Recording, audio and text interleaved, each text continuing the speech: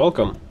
Before I go into details, I would like to say that you'll have to bear over with me, because English is not my native language and I rarely use it, and especially not technical English.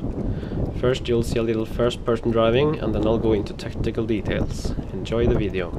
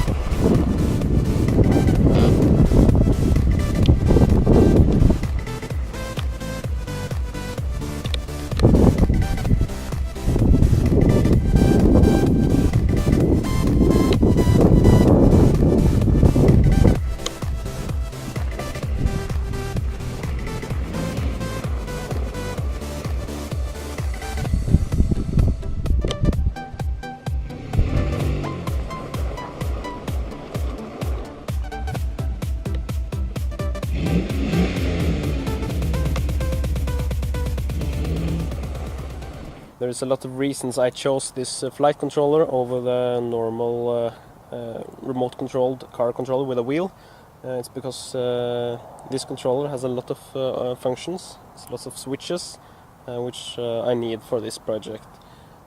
This is the throttle and brakes, this is the steering, this is the ignition switch. It's in off position right now, and you can flip it over to ignition on and also put the lights on. And when you got your ignition on, you just have to press the start button and the car starts. So this is a safety feature. On the right side we have, if I flip this down, it stops the whole system. If I flip this up, we start all the servo motors. This switch is the gear selector. If you flip it up, it will go in reverse. If you flip it down, it will go forward. Now it's in neutral. So I'll flip it in reverse. And then I can drive backwards. And flip it in drive. Give it a little throttle. Reverse. And that's it, now it's in neutral. And you can see the throttle is very responsive.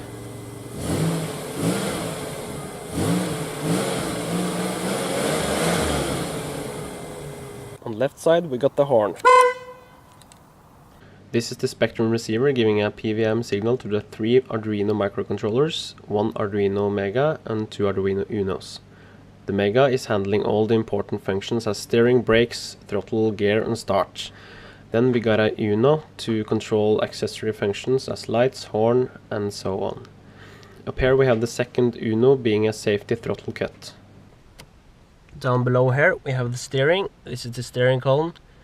I welded a gear to the column, and there's a chain drive to this gear which is mounted on this geared motor. And there's also a potentiometer saying where the position of the steering wheel is.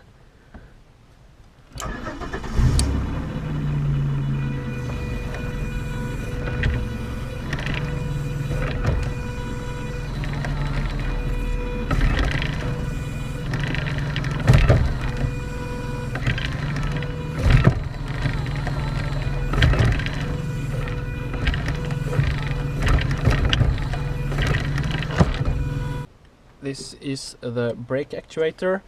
It's kind of overkill, but it is strong enough and it's fast enough.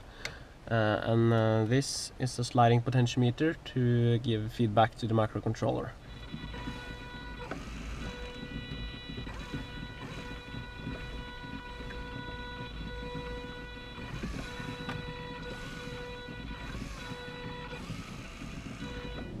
So this is the gear selector. It's an actuator which pushes and pulls on this wire, which is going to the gearbox.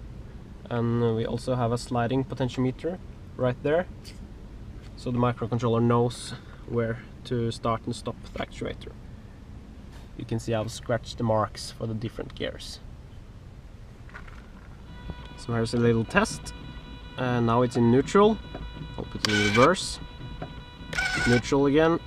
Drive, and this here is the parking.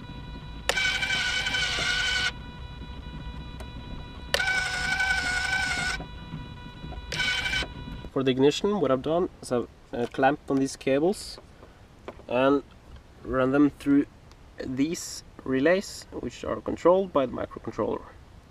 I have no footage of the throttle servo in action other than this picture. It's a standard heavy-duty 60-degree servo motor mounted to the chassis of the car, pulling the wire to the throttle valve, which was not a good idea because the engine twists a little bit when it's turned on, which tightened the wire and gave unwanted acceleration. I fixed it by mounting the servo to the motor itself. Thank you for watching. I hope you found this video interesting. If you have any questions, please leave a comment. Remember to like and subscribe. I will be back with more videos.